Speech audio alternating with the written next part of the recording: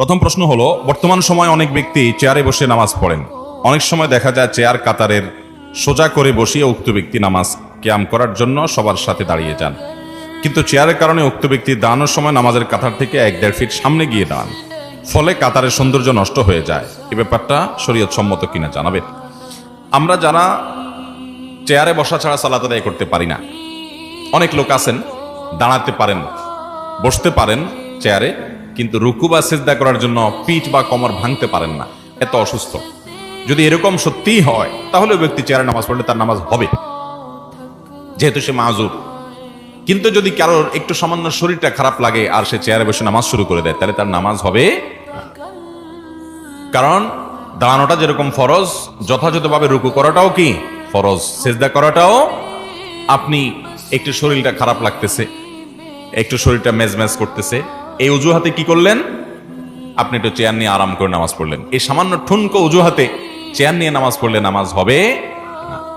অতএব সঠিকভাবে নামাজ পড়তে হবে। এখন কথা হলো, চেয়ারে যারা নামাজ পড়বেন তারা কাতারে কিভাবে দাঁড়াবেন? এটার উত্তর হলো, এমনভাবে চেয়ারটাকে রাখবেন যাতে করে পেছনে মুসল্লিদের কোনো অসুবিধা না হয়। আপনি যদি চেয়ারের পেছনের যে দুইটা পায়া আছে, এই দুইটা পাও, এই দুইটা খুঁটি, এগুলোকে যদি আপনি যে কাতারে দাঁড়াচ্ছেন এই কাতারের ভেতরে রাখেন, কাতারের বর্ডারে কাতার বরাবর রাখেন, তাহলে পেছনে মুসল্লিরা ডিস্টার্ব হবে না। এক্ষেত্রে একটা অসুবিধা হবে, সেটা হলো আপনার কোমর এবং কাঁধ মুসল্লিদের বরাবর হবে, যেহেতু আপনি কাতারে বসছেন, কিন্তু আপনার পাগুলা সামনে থাকবে।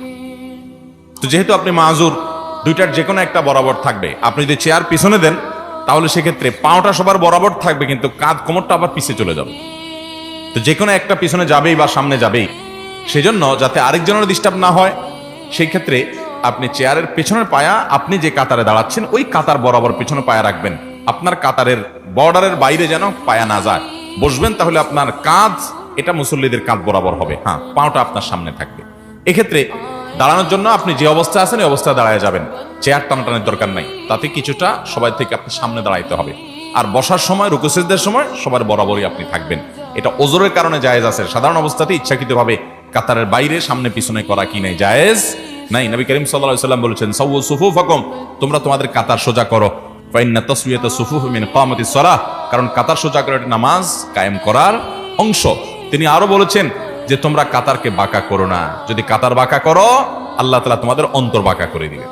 এই জন্য কাতার সোজা করাটা জরুরি একটা কাজ। আল্লাহ আমাদেরকে আমাদের তৌফিক দান করেন।